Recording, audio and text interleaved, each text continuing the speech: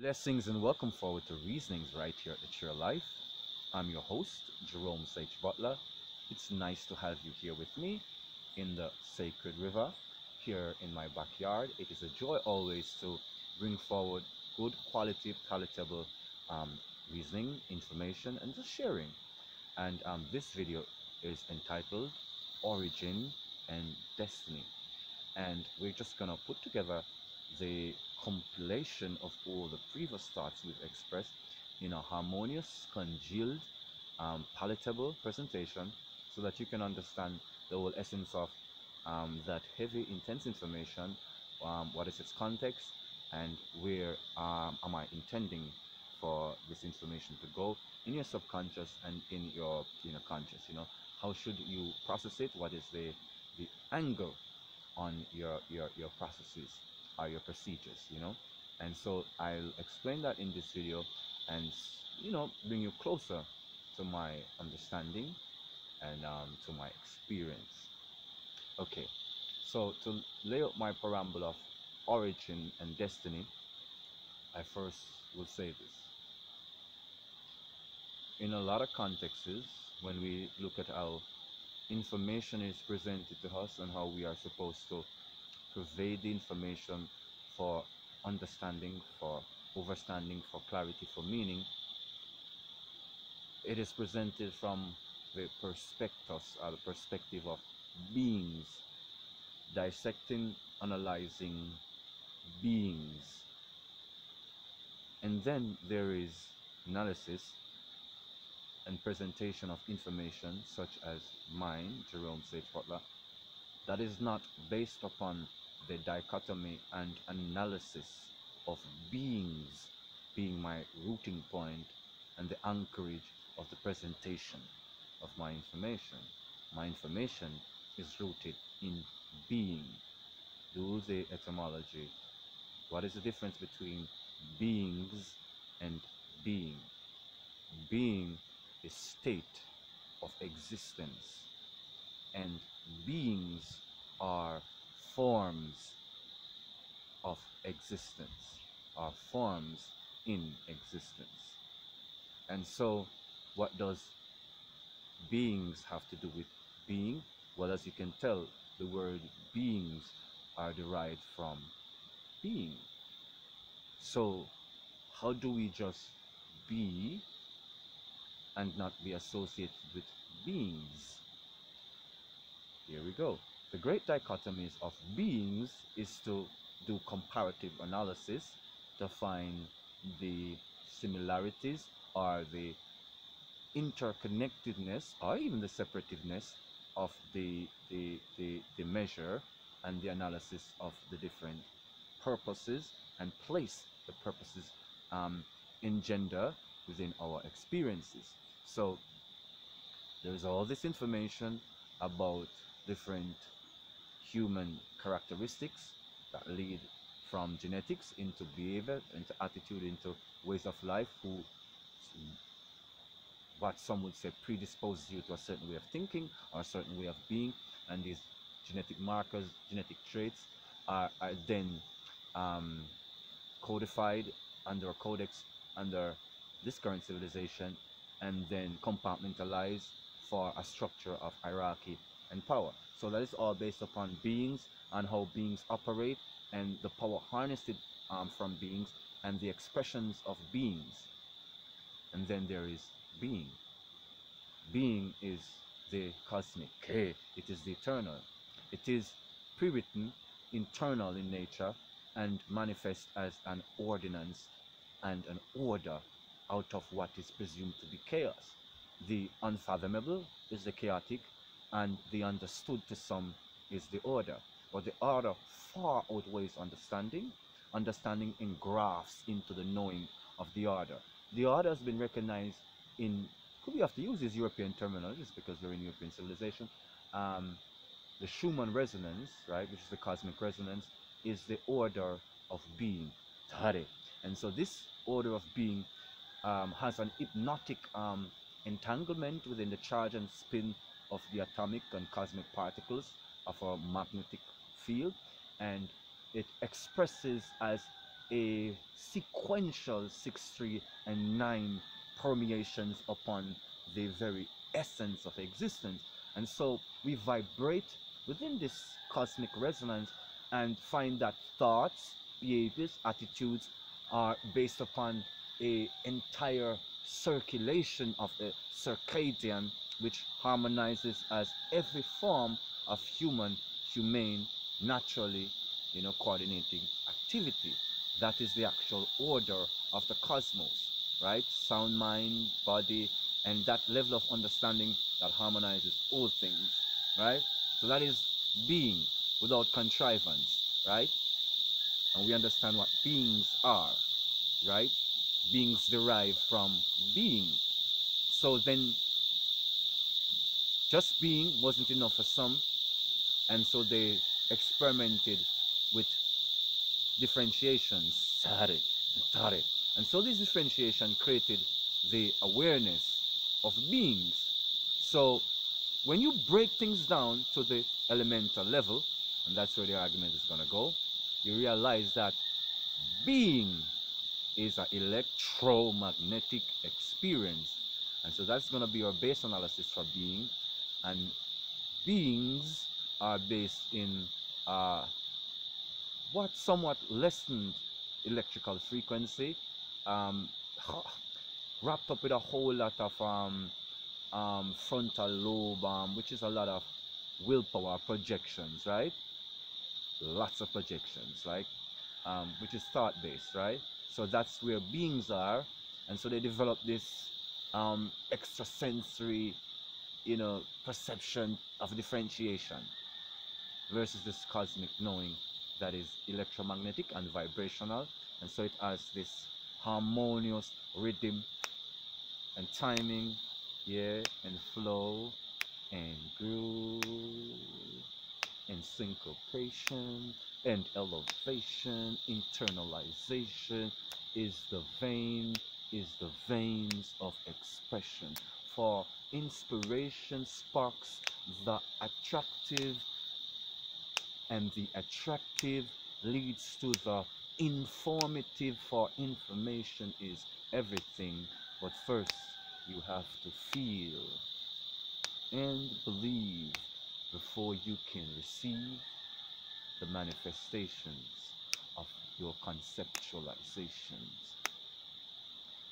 During the Archaean period, in anthropology, it is a vast sets of terminology that is understandable if you go through them, and I'm not going to give you the whole academic, so I'm just going to sparsely go over some so you can hear of the ages. So in the Archaean age, which is said to be the age that the Bible would describe as the earth, say, being without form and was void. In the Archaean, it is called Archaean because the elementals were volatile and had not congealed and had not settled.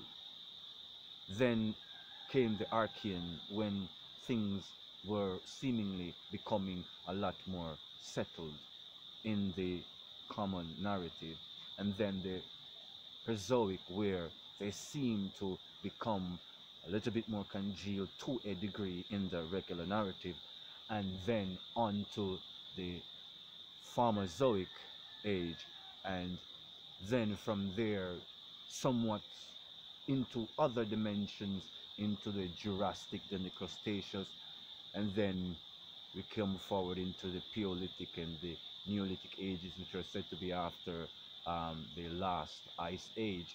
Okay, so let's go back to the Archaean period, and then you're going to see me tie all the information that I present in the last of the videos to here.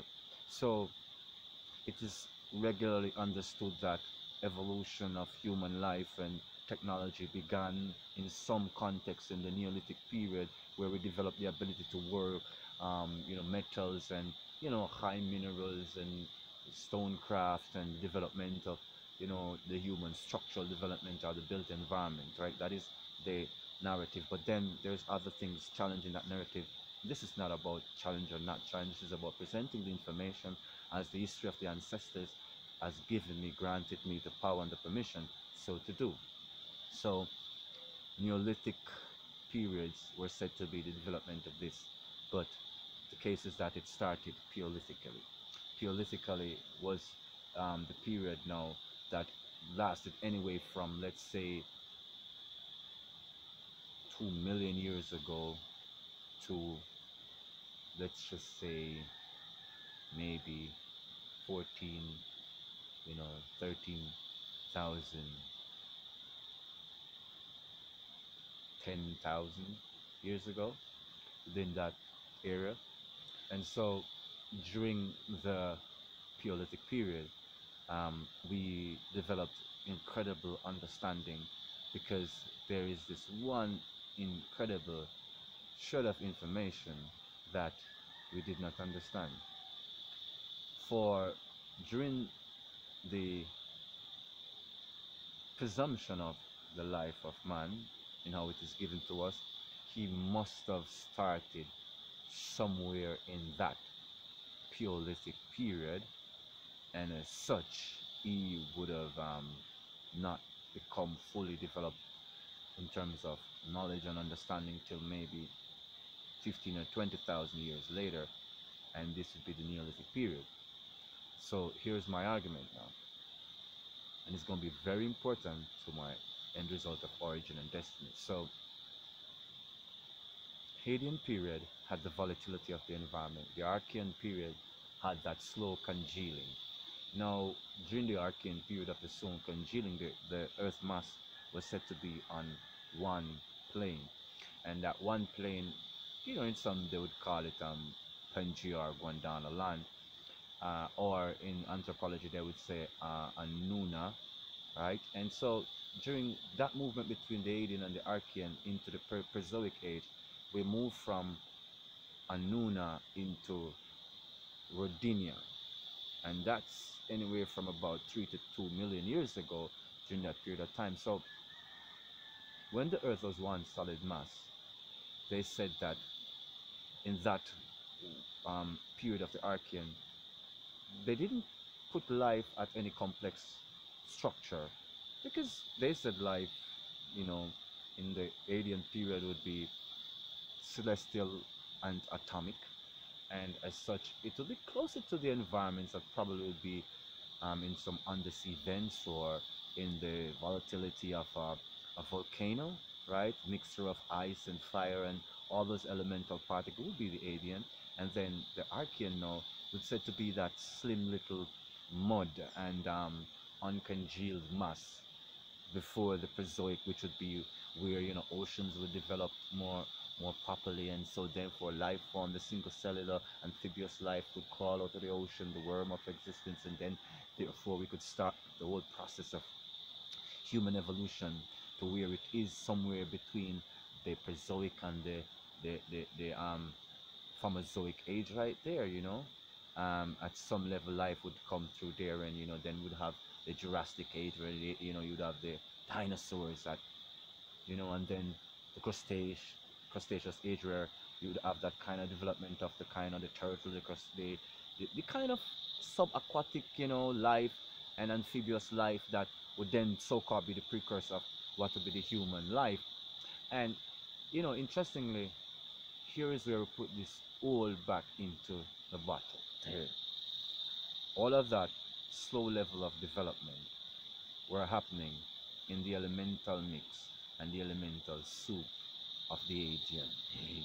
But during the Hadean was when all of that was happening, was when all the single cellular organisms were developing their genomes and developing the alkaline structures necessary to excite the magnetite to create the structure in the cytoplasmic and the early plasmata, right, that would become the vegetative flora and fauna of the Archean time. Notice the Bible said that man was made from the mud of the earth, and some would say, well, they would need some kind of they would go to territorial parts of the earth and say, well, the red mud, that is what the Codex of Adam means. The red mud Adama, the red earth, right? The red mud, and they would say, well, this red mud will be predominant in this part of the earth. So here we are, this is where the origin of man is, and so they've got man being created in after the tectonic shifts. They've got man created in isolation, and it does not match with the cosmic script of the cosmos, because the very important part of the bipedal nature of man's existence is the magnetite, the magnesites within the cytoplasm of the human chromosome, of the human DNA, and that is the most essential reason why energy excites itself in this congealed biological mass in the manner that it does, codifying the cosmic energy into an atomic particle that is now electrified through the magnesites within the body. And so we have the electromagnetic spectrum now excited as bipedal movement, where the same Schumann resonance, the same circadian, can then be excited to have movement and motion, which is what Dan's captured, which is what the sequences of the sound that Pythagoras discovered years ago. That's how the phonetics, that's how languages form. It's all within the magnetic properties within the human DNA, the human cellular makeup. So that clay could not have been the alluvian clay, or anything that was then exposed and oxidized by a certain kind of element prevalent during the periods that they said we came after the tectonic movements. So we did not originate coming out of being into a manifestation of being in that age. We came in the age known as the Archaean, where there were still one congealed plane. That mud that settled down from the Adian age had lots of magnetic properties. These electromagnetic properties is what the congealed matter of the clay, of which the Bible spoke about symbolically. Because that clay, I saw the visions of it. I got the visions of it. I said it on one of my social media videos. As I saw the Lord made the clay beings and they got to peril and ran away. Right? Because the electromagnetic properties in that clay was the congealing of all that cosmic and atomic particles. And remember, I am a follower of Yeshua. The mystery schools have long spoken these things, right? And I've explained how a divine creator, you understand me, fashioned us. So let us not forget, pervading all these elemental is an awareness, is an eternal awareness, which is aware of itself and aware of the old process. That is why everything within this plane, within terra firma, has the sequential order to it, because it is designed and is directed that way. So our divine creator fashioned the life forms from that soup of electromagnetic mud.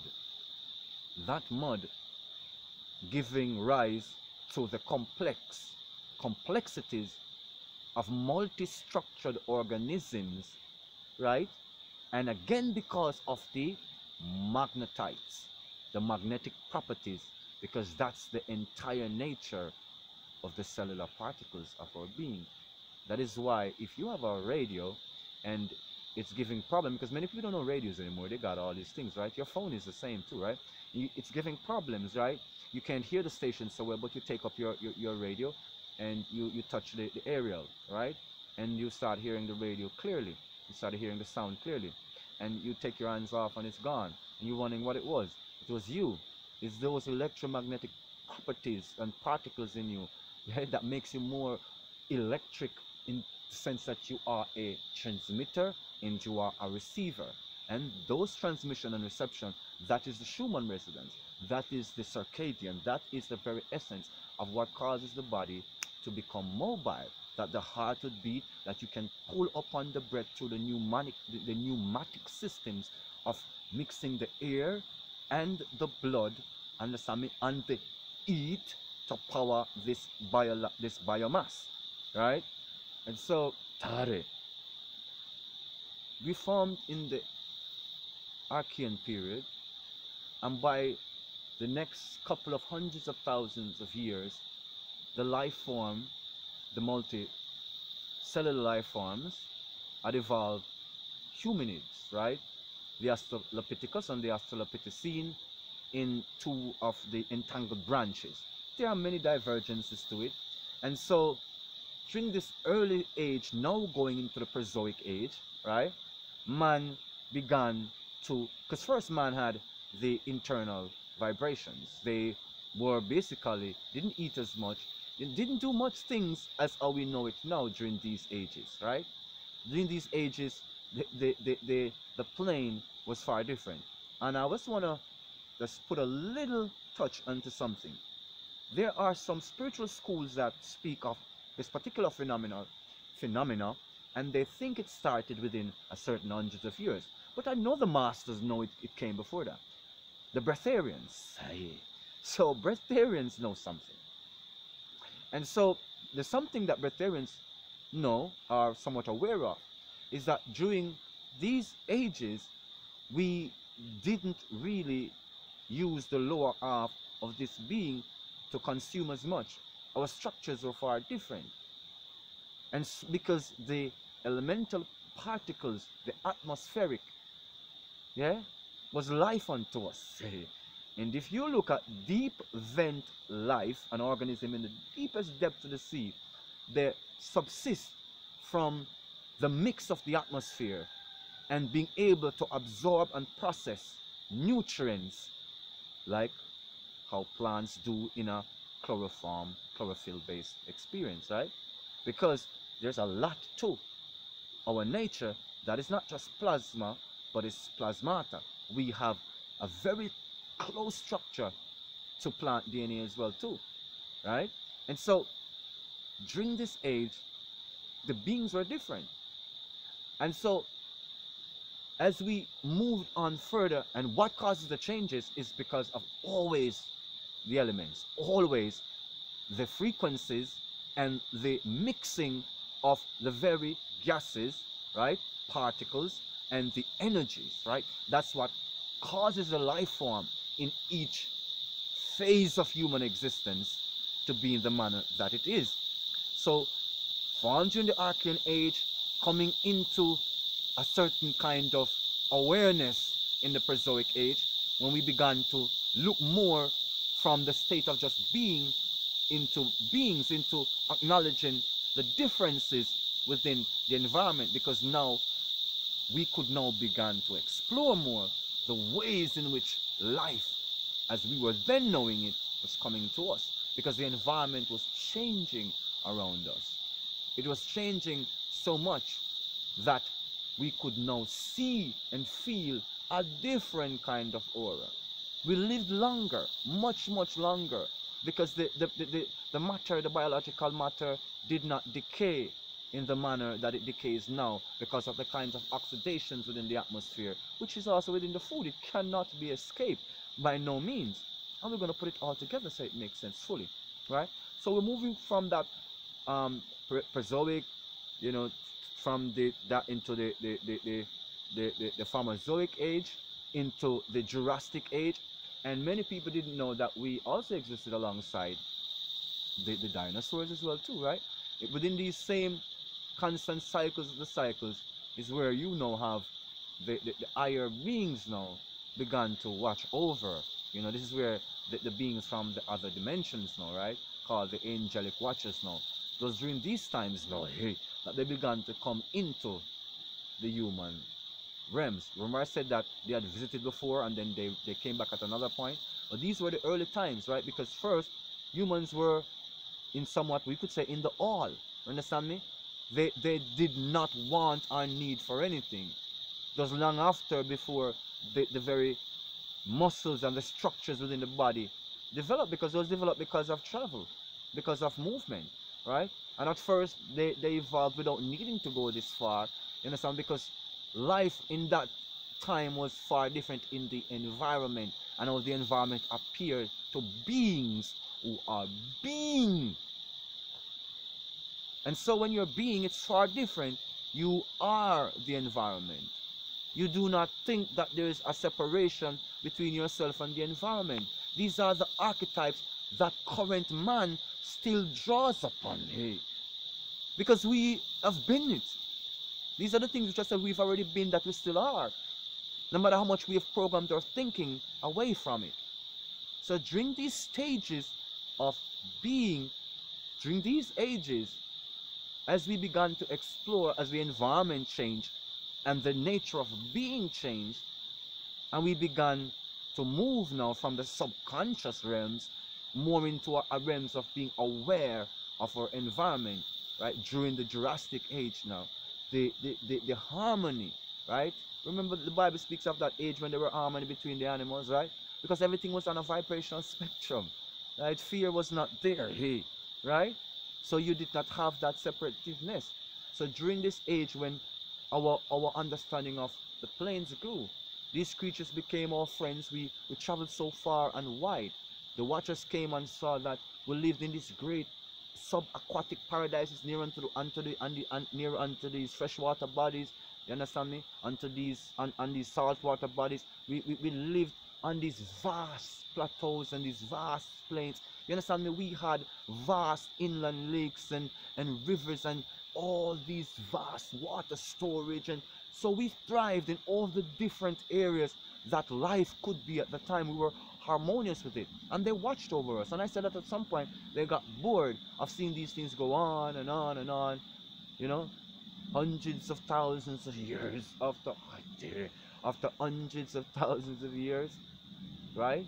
They began to interrupt the cycle now, and then the essence of beings began to come up, because man now begin to become aware of himself, separate and apart from this harmonious whole. He began to come out of the Schumann resonance. He began to come out of the circadian now, and began to look at life like, you know, he was separate from, apart from it, and had to discover it, or discover what was his purpose in it.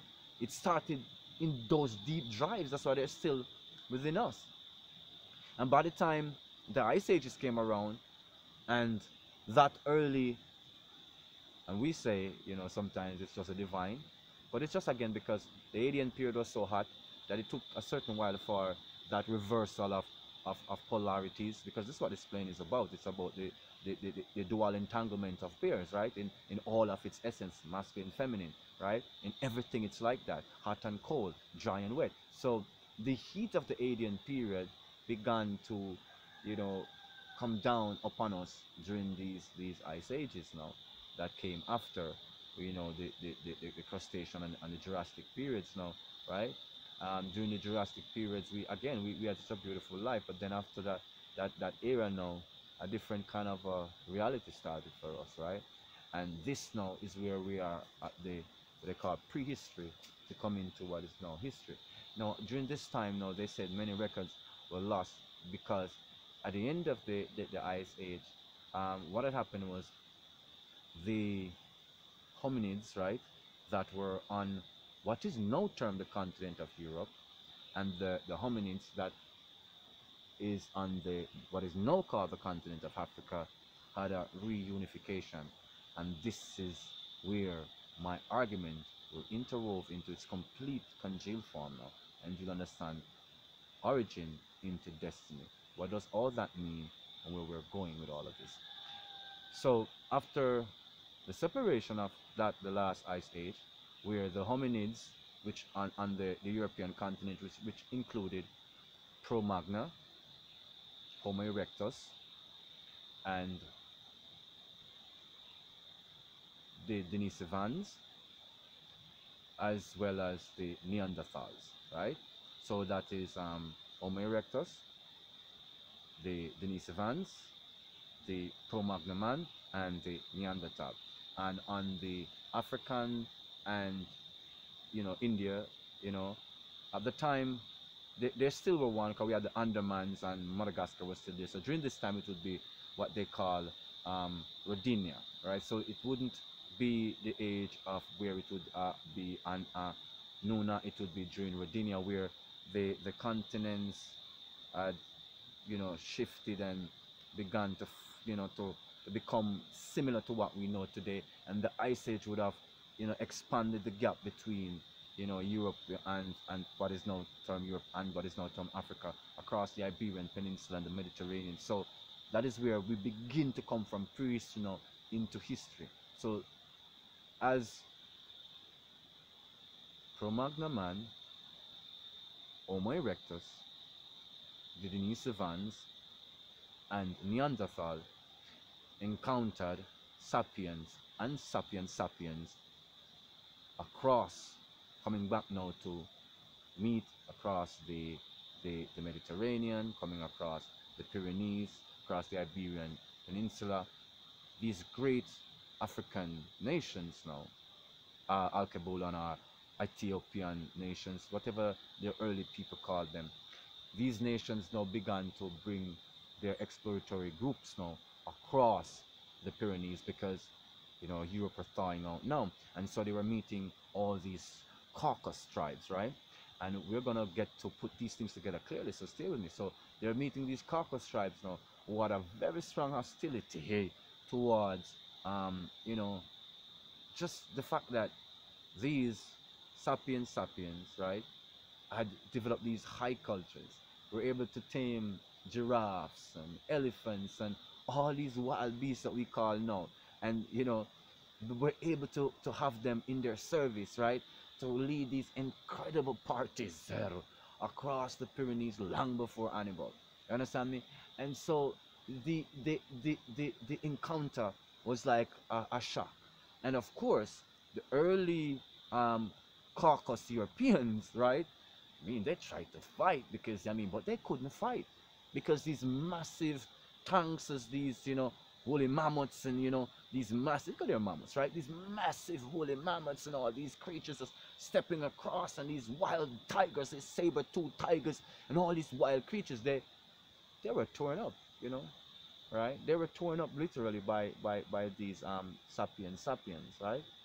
And as such, those who were conquered, right, began to subdue under these empires that were the first established empires after the last ice age of sapiens coming out of what is now called Africa, out of Alkebulan, out of Ethiopia, into the what is now called, you know, Europe, up into the Slavic, the Baltic, and all of that.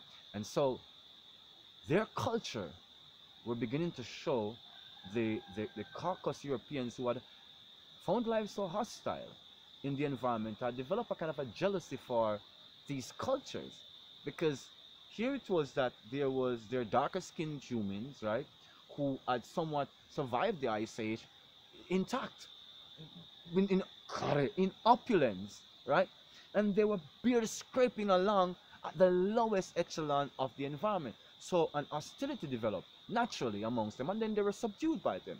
But the beauty is that the more learned or the most interested of the Caucasians, the Caucasus Europeans, wanted to learn, and so they began studying. And so we taught them. We taught them high culture.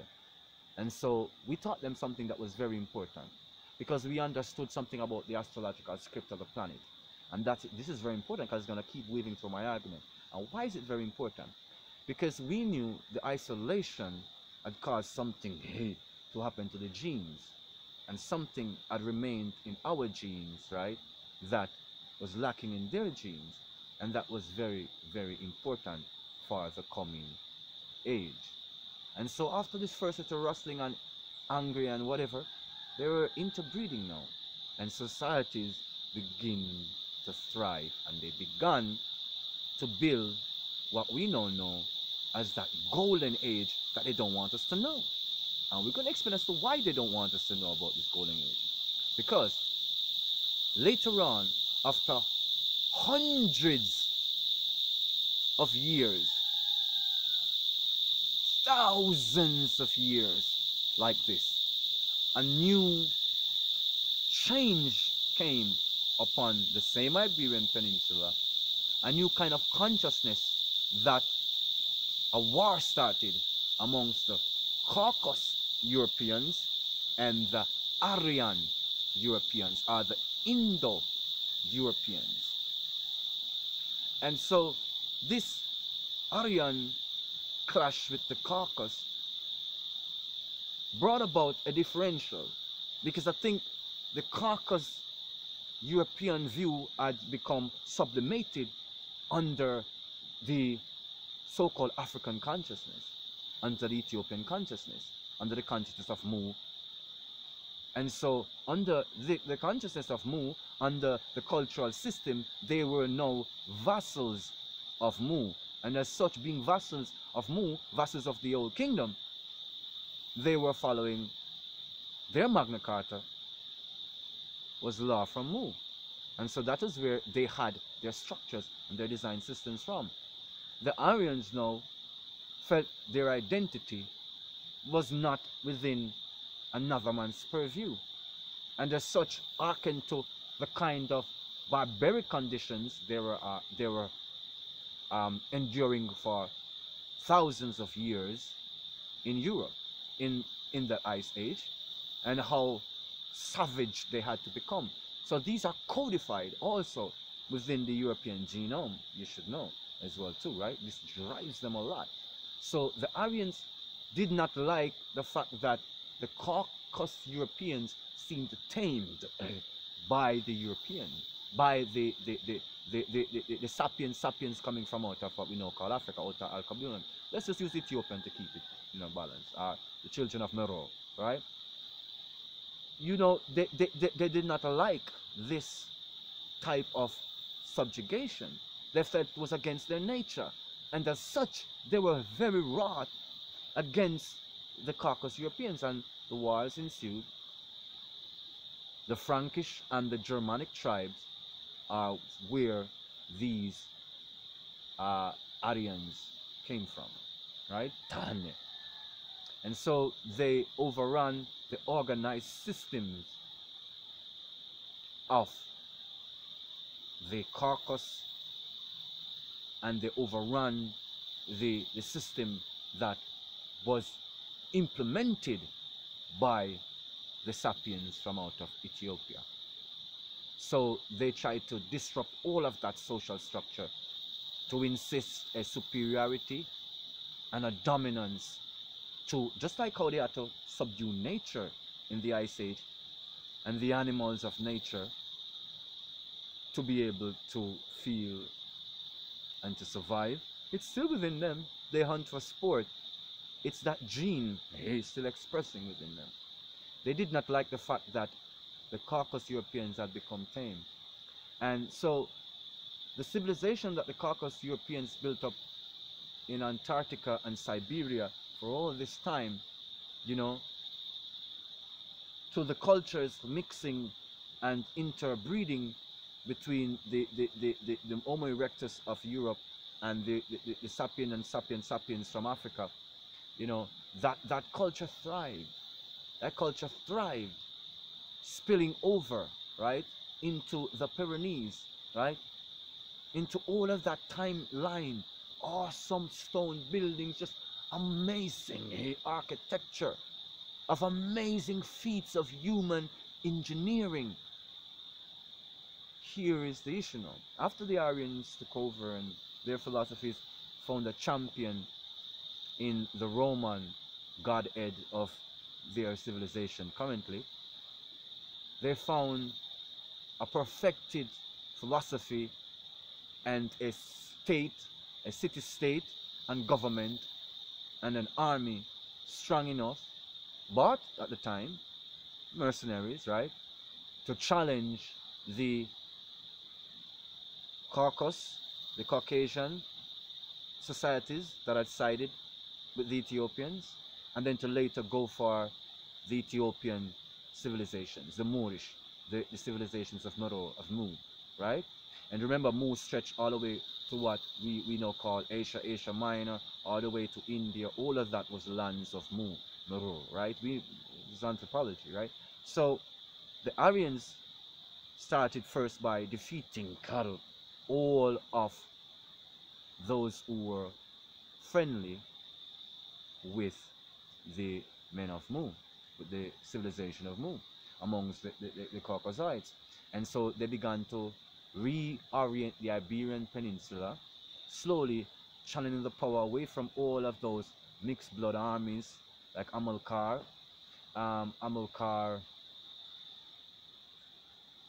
Baka,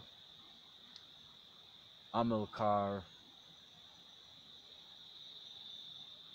and Hannibal, and several characters there, because it's a lot sometimes to remember, so but a lot of these mixed generals, this mixed ancestry from that age of the intermixing between the sapiens from out of sapiens from out of Africa, and the Homo erectus, Cro-Magnon, Denisovans, right, and Neanderthal from Europe, had created these mixed nations, right, of mixed ancestry that were now humbly within the cosmic law, building within the harmony, knowing how to use the 0-point energy, learning how to master the cosmos and build an appropriate civilization resonant of nature, God, and the higher mathematics, right, and the higher frequencies. When these civilizations were overrun by the Aryans through the Roman army, the new education started. They started destroying all of the Moorish books, the books from Mu, and they started practically rewriting history. And so we know who are the children of those oppressed and dispossessed and destroyed and lost our estates, lost our nation state, lost our properties, are now being educated in subjugation by the Aryans in this white supremacist reality. And we're going to take a break, and we're going to come right back and examine why that is absurd, unbalanced, and untenable. And the current situations of the age is reflections of that. And we're going to talk about a secret that the first encounter between the hominins in Europe at the time and the hominins in Africa created, and what knowledge is hidden within the Caucasus. Understand me, that the Aryans are not talking about, that Caucasians know, okay, but white people refuse to acknowledge. Shame. Welcome back forward. Okay, so we're talking about a secret exchange between the hominins of Africa coming into contact with the hominins of Europe after the last ice age, the glorious civilization they created in Siberia, in Antarctica, before all of the deforestation and the current age ensued. The Grecians were the last favorable of the Caucasus bloodlines that had power within the European civilization of this historical age. And when their civilization flowed into the Byzantine, flowed into the Roman Empire, like I said, the ideologies changed, and in just a matter of maybe 300 to 400 years, the image of respect and beauty that were still tending towards anything that were of burnt skin became completely opposite, lightened and pale. But during the Grecian period, during the Byzantine Empire, for the hundreds of years, black was the essence of beauty, because it was how they have been cultured to have the understanding of civilization, because they got it from the hominins, the sapiens from out of Africa. And then when the Aryans came now and destroyed all of this and created white supremacy, they hid all this information. And here it is now, we're on this age where they taught the dispossessed Moorish population all across terra firma that they are subhumans, evolved from monkeys, and as such did not develop language, speech, or understanding until the Europeans taught them. They did nothing. And it just seemed like, okay, it's a conqueror deciding, okay, this is the way I'm going to enslave the populace. Maybe Sun Tzu taught them that, and and they said, okay, so this is the way we're going to do it, and this is how our society is going to be built. And it seemed like, okay, it's not going to be a problem, because we're going to be doing this forever, because the whole vow they made was that this would last forever. That's what you got to understand, you know. They said this is a new order for the ages, that their empires would last thousands of years like the previous hominin empires of the sapiens in Africa. Notice I'm speaking along a certain term, and you're going to get why I'm doing this by the time I'm finished. So, because the Aryans have taken the history of the earth and has skewered it, it has caused a great problem that is not just the racial, socio-political divide.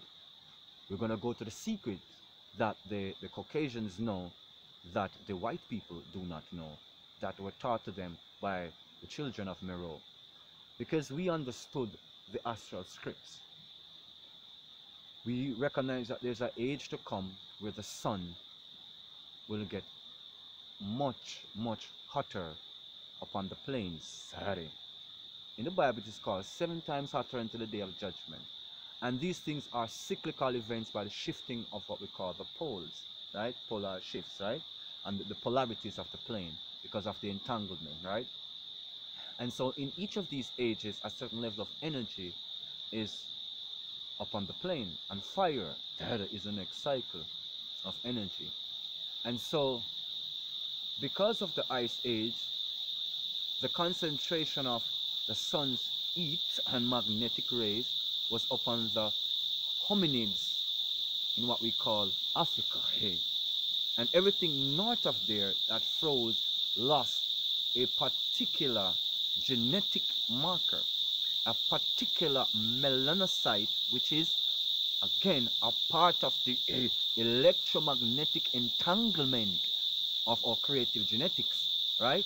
It's a part of our being, and it was properly activated and evolved during that ice age, where the hominids from continental Europe separated from the hominids in what is called Africa, Ethiopia, or Meru, right? So the hominids in Meru developed this high level of carbon absorbing gene element within the magnetites of the body, within the cytoplasm of the body, called melanin.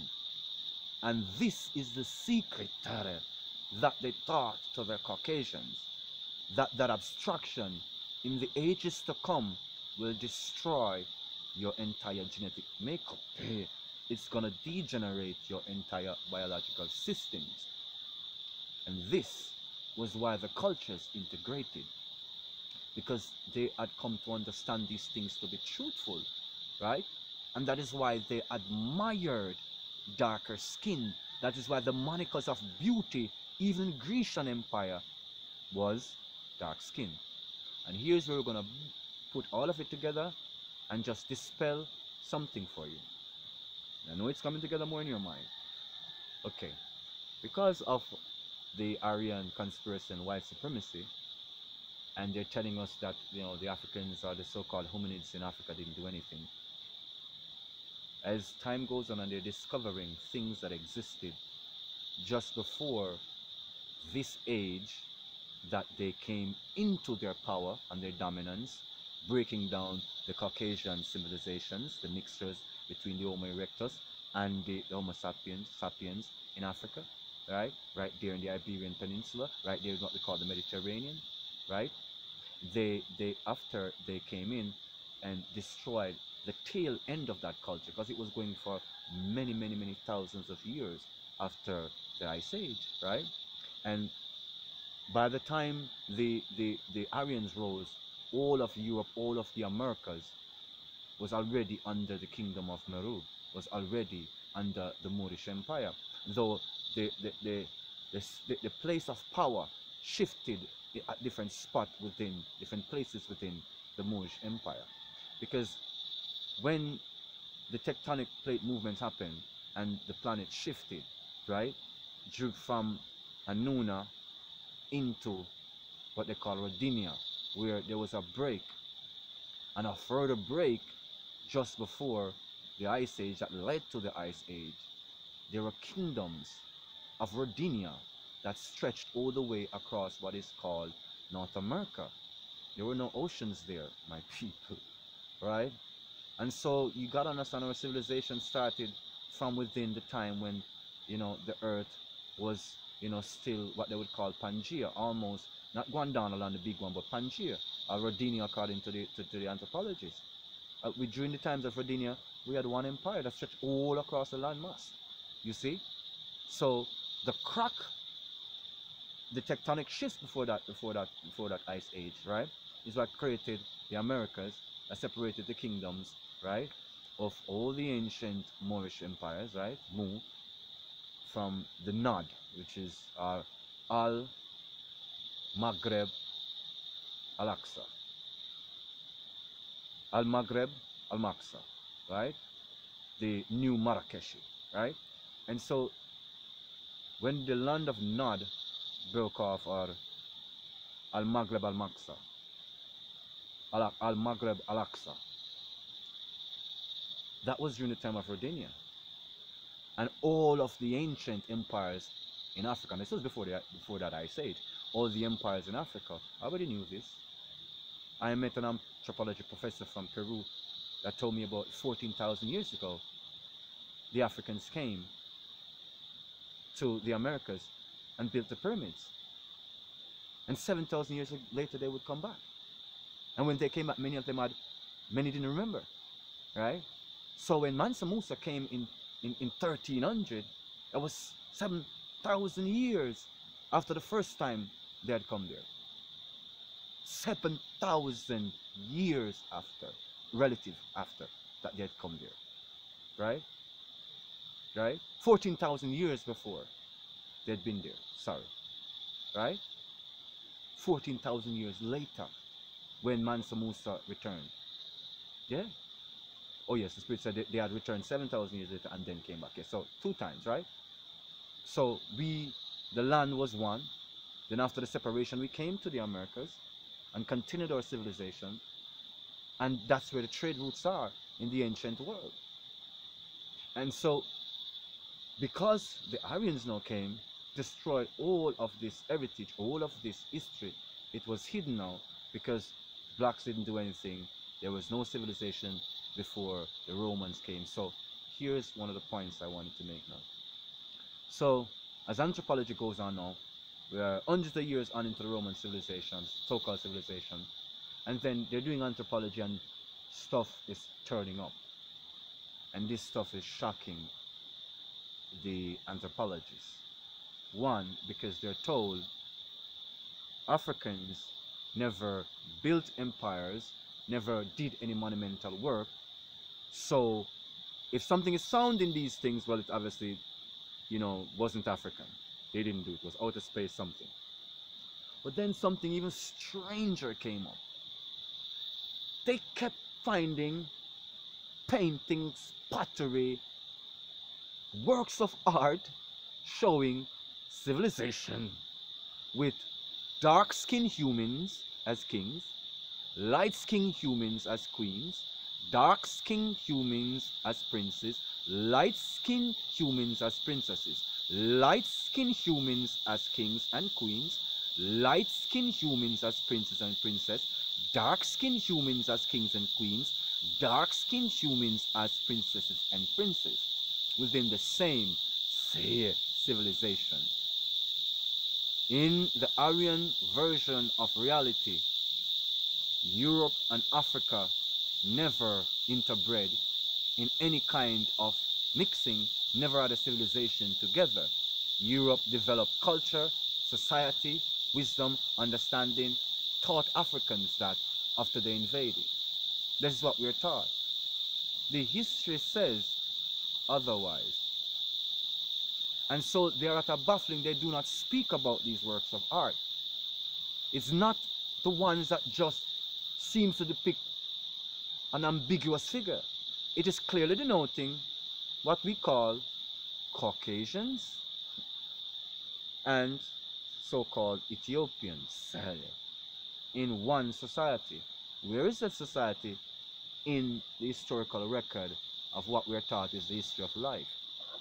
And so this is a secret that has already been expressed by the Caucasus people when they have encountered the hominids, the sapiens from out of Africa.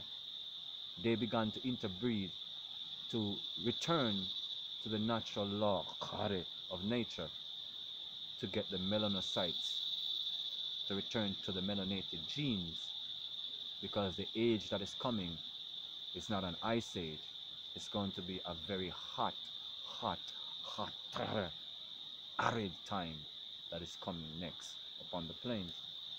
And such, white supremacy and racism goes against the natural law to the point where it's going to cause incredible degeneration in those who are most abstracted from the natural law. And this is the thing that they don't want to talk about.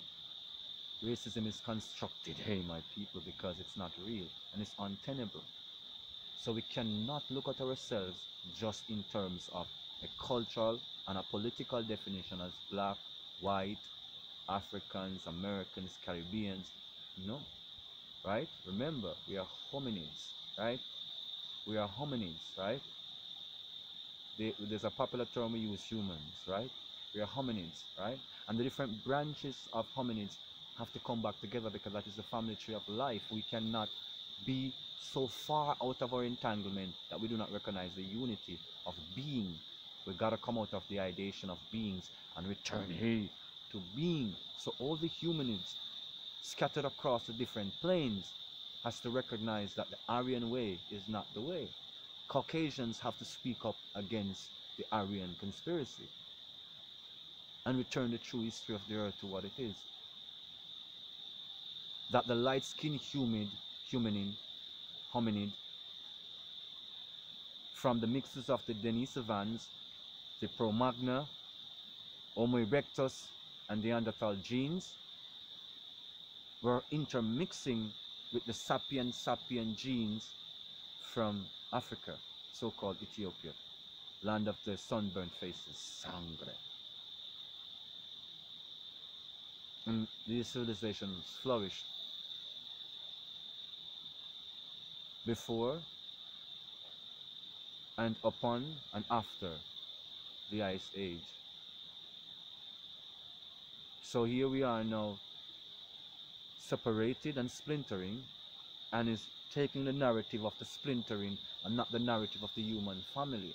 And the narrative of the human family is that all of the hominids recognize this, because when the children of Meroe taught this to all the children of the Caucasides, the Caucasians, right? They understood this. At first, they came, the Hyksos hordes came, and they were socialized back into the circadian, back into farming, understanding the nature of life, not into hunter-gathering, but into farming. They advanced into the deeper cosmos, the understanding of the celestial and heavenly bodies. And then they could build grand cities, not caverns and nooks anymore, but grand cities planned out like how the children of Mu taught them how to do it. And then when they began to travel, after we built them ships, and after they learned to build ships for themselves, up the Mediterranean, when they came around into Indo and into China, they saw the nations of Mu all across different color schemes, from the Eta people in Philippines to all the early people upon the Iberian Peninsula, all the way down. The lands of Mu, the cultures of Mu stretched out of Africa into the so-called Arabia, into the Mediterranean, across the Pyrenees, into so-called Europe. For millennia, or at least 3/4 of a millennia before that, the nations of the sapiens had already known how to master fire, build bricks, construct incredible structures before the last Ice Age, long before. The cave painting told us we domesticated vast hordes of animals. The ancestors reminded, small portions we have now to the vast we had domesticated before, because we had a higher understanding of the entanglement, because we're still in the essence of being, not so concerned with beings. And so when we found the mastery The dark arts of shape-shifting by Europeans is not a dark arts at all, because the ancient priests within the hominids population in Africa could shift into any creature, because the mind was not congealed around being beings, but about being. And this is a highly differential understanding of creation, to be honest. It is called metaphysics or sorcery or something to you, Kardai. But it is a way of being. This is how all of this is alive and present, not two-dimensional, multi-dimensional spectrum of being. It is glorious, sorry, and resonant. So the essence of the direction now, the future, is harmonization. All cultures towards a unified understanding. No matter where you are, it's not about the similarity or the sameness of thought, it's about the similarity of thought. Take care of the natural environment, harmonize with the animals, with nature. It's not about building religious separation or religious autocracies, or it's not about religious secularism. It is actually about a human family that is honorable to the experience and the being of humanity, human being. That devotion is to your fellow human being. And that is the age that is upon us, where social, political, culture, class, and race-based creeds will be annihilated. That you do not have to act like the Aryans to know yourself, to be yourself. You can be exactly who you are, how you are, and be at peace within your circadian, be at peace within the law of life. Be honored within all your colors, tones, and textures. We've already been through these separations, and we've already harmonized them. This new splintering is not helping us, because as the cataclysms draw closer, we are more splintering, and we're going to find it harder as we are building machines of war to recognize that we have to take care of terra firma. The word says we're going to have to turn the pruning, we're going to have to turn the weapons of war into pruning hooks and shears to till the soil, because all of the technology that we're doing, all of the manipulation and the splicing of the genes and these genetically altered modified organisms are going to kind of destroy the harmony of this place. And that is extinction level things, people. The hardships that is upon us can be mitigated if we understand the harmony of taking care of this plane. You cannot separate and splint and subdivide the people and expect the energy of this plane to source only you, Tari. And then when the ideologies come to then destroy the rest that are not a part of the plan, to dispose of millions upon billions of life for your trivialization of the entire cosmos, is absurd and equals the greatest threat, Tari, to humanity as a whole. So this time humanity as a whole got to recognize, beyond your color, beyond your class, beyond your creed, come to the family of the living being and express your love through your children, through your communities.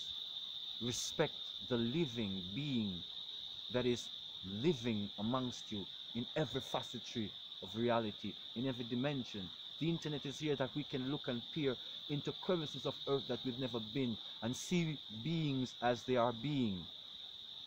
See us as we are, in our own language, our own kindred, our own tongue, in our own presence.